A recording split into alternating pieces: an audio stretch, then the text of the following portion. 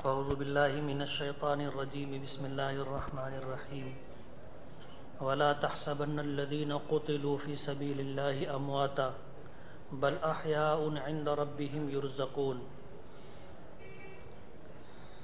فرحین بما آتاهم اللہ من فضلہ وقال النبی صلی اللہ علیہ وسلم لوددت انی اقتل فی سبیل اللہ ثم احیا ثم اقتل ثم احیا ثم اقتل صدق اللہ العظیم وصدق رسولہ النبی الکریم۔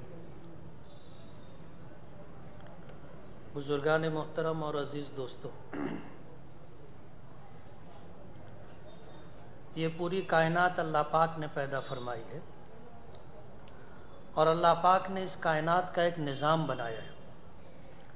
اسی نظام کے تحت یہ پوری کائنات چل رہی ہے۔ سورج نکلتا ہے تو ہم اسے دن کا نام دیتے ہیں، سورج ڈوب جاتا ہے تو ہم اسے رات کا نام دیتے ہیں۔ اللہ پاک ہی نے موسم کو پیدا کیا ہے، سارے دن ساری راتیں اللہ نے بنائی ہیں۔ اللہ نے کسی دن کو منحوس نہیں بنایا۔ سرکار دو عالم صلی اللہ علیہ وسلم کا ارشاد مبارک ہے کہ اللہ نے ان دنوں کو پیدا فرمایا، بنایا، ان میں سے کسی دن میں اللہ نے نحوست نہیں رکھی۔ حضور نے فرمایا کہ اگر نحوست ہوتی تو تین چیزوں میں ہوتی،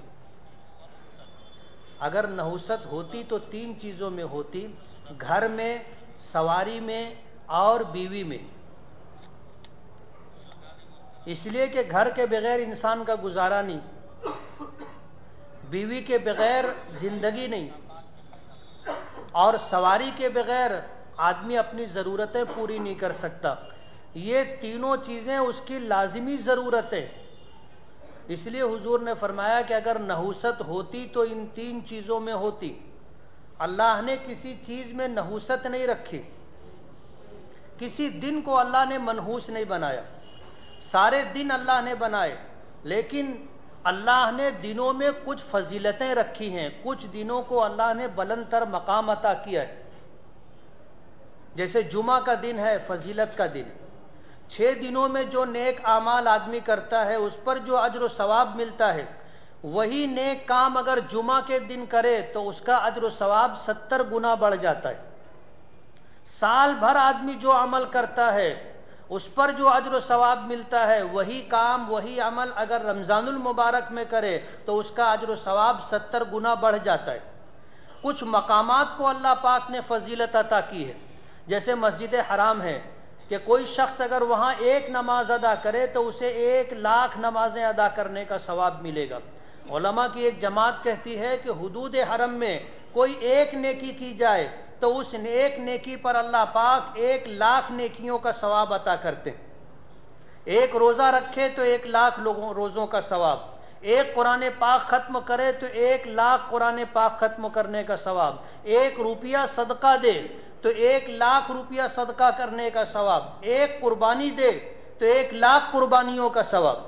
مقام کو اللہ نے فضیلت دی، مسجد نبوی کو فضیلت دی۔ ایک روایت میں آئے کہ مسجد نبوی کی ایک نماز 50,000 نمازوں کے برابر، مسجد اقصیٰ کی ایک نماز 25,000 نمازوں کے برابر، مسجد قباء کی نماز 1,000 نمازوں کے برابر۔ تو اللہ نے کچھ مقامات کو بھی فضیلت دی ہے۔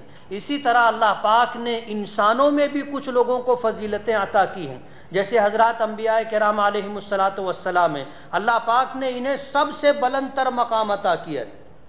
انبیاء کی برابری دنیا کا کوئی شخص، بلکہ پوری دنیا مل کر کے اگر عبادت کر کے، ریاضت، مجاہدہ اور جد و جہد کر کے کسی نبی کے مقام تک پہنچنا چاہے تو نہیں پہنچ سکتے۔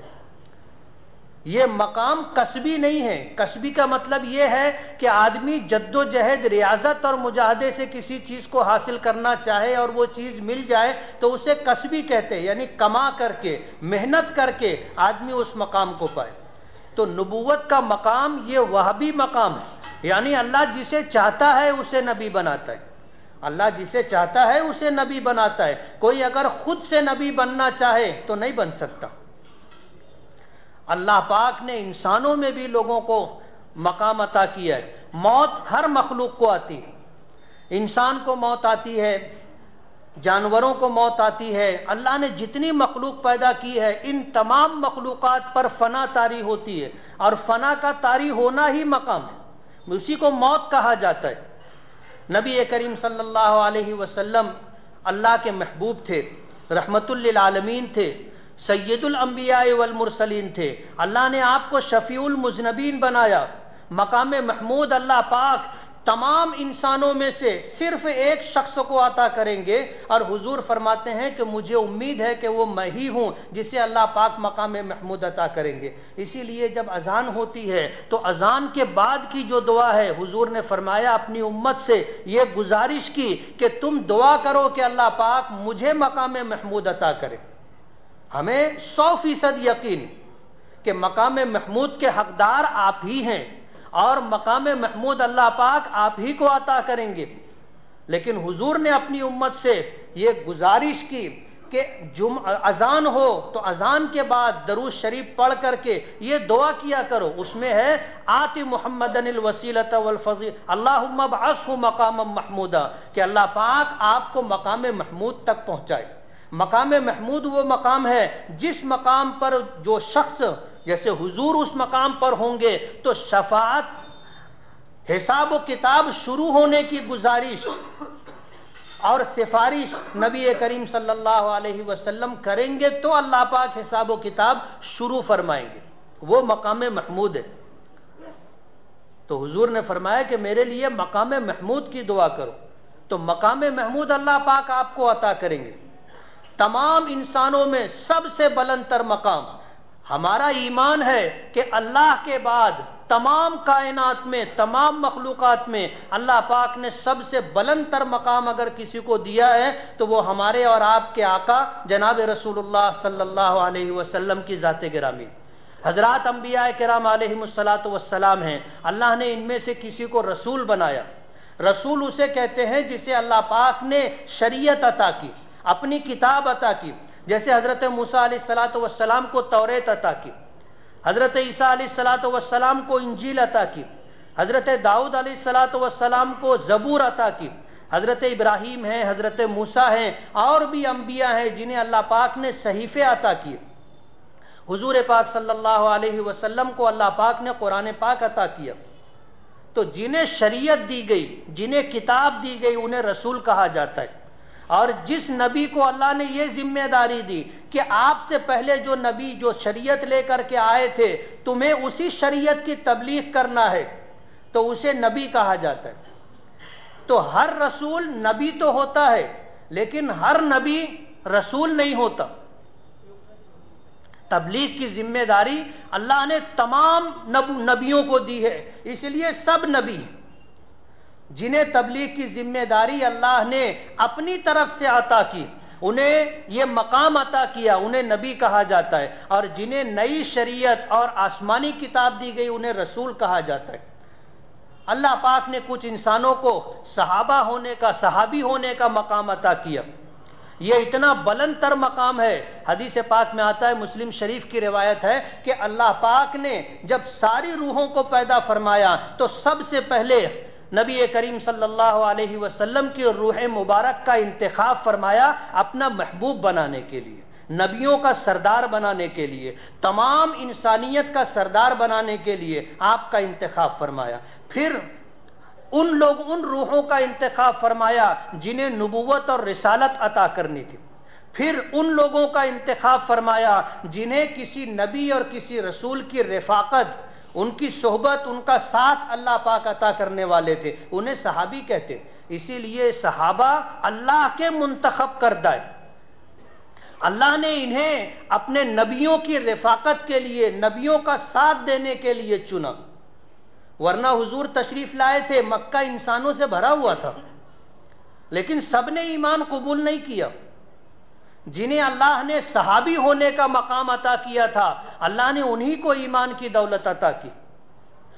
ورنہ اسی مکے میں ابو جہل بھی، اسی مکے میں ابو لہب بھی، عتبہ ہے، شیبہ ہے، ربیہ ہے، جو یہ نامی گرامی صنادید قریش تھے، سرداران قریش تھے، یہ سب تھے، لیکن جنہیں اللہ نے صحابی ہونے کے لیے منتخب کی فرمایا تھا وہی لوگ ایمان قبول کر سکے تھے۔ یہ اللہ کی عطا و بخشش ہے۔ یہب لمن یشاء، اللہ جسے چاہے اسے دیتا ہے، جسے چاہے اللہ دیتا ہے، یہ اللہ کا فیصلہ ہے۔ تو اللہ نے صحابہ کرام کا بھی انتخاب فرمایا، اور ایک صحابی کا اتنا بلند تر مقام ہے کہ ساری دنیا کے اولیاء کرام مل کر کے ایک صحابی کے مقام تک نہیں پہنچ سکتے۔ اور صحابی اسے کہتے ہیں جس نے ایمان کی حالت میں اللہ کے رسول کو دیکھا ہو، یا جس نے ایمان کی حالت میں اللہ کے نبی کی بات اپنے کانوں سے سنی ہو۔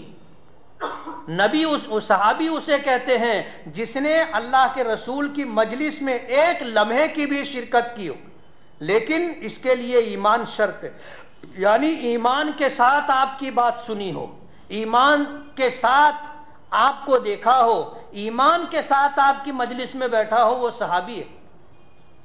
حضرت اویس کرنی رحمت اللہ علیہ بہت مشہور تابعی، نام اکثر عام لوگوں کی زبانوں پر ان کا نام ہوتا ہے۔ حضور کا زمانہ پایا تھا، حضور کا زمانہ پایا تھا، لیکن والدہ معذور تھی، بہت بوڑھی تھی، تو اپنی والدہ کی خدمت کرنے کی وجہ سے انہیں اتنا موقع نہیں ملا کہ وہ حضور کی خدمت میں مدینہ نہیں پہنچ سکے۔ حضور کو دیکھا نہیں، حضور سے ملاقات نہیں ہوئی، حضور کی باتیں نہیں سنی، حضور کی مجلس میں شریک نہیں ہو سکے، صحابی نہیں بن سکے۔ ایمان تھا، ایمان قبول کر لیا تھا، لیکن مدینہ نہیں جا سکے اور کہیں حضور سے ملاقات نہیں ہو سکی، اس لیے صحابی نہیں ہے۔ صحابہ سے ملاقات ہوئی، تابعی کہلاتے ہیں، لیکن اللہ نے ان کو بھی مقام عطا کیا تھا کہ حضرت عمر جیسے صحابی کو حضور نے فرمایا تھا کہ عمر، اویس کرنی سے اگر تمہاری ملاقات ہو تو ان سے اپنی مغفرت کی دعا کروانا، ان سے اپنے لیے مغفرت کی دعا کروانا۔ اور یہ بات کسی اور نے نہیں کہی تھی، یہ بات نبی کریم صلی اللہ علیہ وسلم نے فرمائی تھی، اور یہ بھی فرمایا تھا کہ وہ اپنی والدہ کی خدمت کی وجہ سے نہیں آ سکے، اپنی والدہ کی خدمت کی وجہ سے نہیں آ سکے، ورنہ وہ آتے، ملاقات کرتے، اللہ ان کو صحابی ہونے کا شرف عطا فرماتے۔ لیکن یہ بھی اللہ کا ایک فیصلہ ہے۔ آج عاشورے کا دن ہے، آج عاشورے کا دن ہے، اور عام سطح پر عوام میں اس دن کو حضرت حسین رضی اللہ تعالی عنہ کی شہادت کی نسبت سے جانا جاتا ہے، جبکہ اس دن کو اللہ پاک نے پہلے سے بنایا، اس دن کو اللہ پاک نے پہلے سے بنایا۔ حضرت آدم علیہ السلام کی پیدائش اللہ پاک نے عاشورے کے دن فرمائی تھی، اور عاشورے کو ہی حضرت آدم علیہ السلام کی توبہ بھی اللہ نے قبول فرمائی تھی۔ حضرت نوح علیہ السلام کی کشتی عاشورے کے دن ہی کنارے لگی تھی، جودی پہاڑ سے لگی تھی۔ عاشورے کا دن ہی تھا کہ فرعون، بنی اسرائیل کو اللہ پاک نے فرعون کے ظلم و ستم سے نجات عطا کی تھی۔ اسی لیے یہود، بنی اسرائیل عاشورے کے دن روزہ رکھتے ہیں، ان کے یہاں عاشورے کا روزہ فرض ہے۔ آگے بھی عاشورے کو واقعات پیش آئیں گے، روایتوں میں آتا ہے نبی کریم صلی اللہ علیہ وسلم نے فرمایا کہ عاشورے کے دن ہی قیامت آئے گی۔ حدیث میں آتا ہے کہ جس دن قیامت آئے گی وہ جمعہ کا دن ہوگا جیسے آج، عاشورے کا دن ہوگا جیسے آج، جمعہ کا دن ہوگا، 10 محرم کی تاریخ ہوگی جسے عاشورہ محرم کہا جاتا ہے، اس دن قیامت آئے گی۔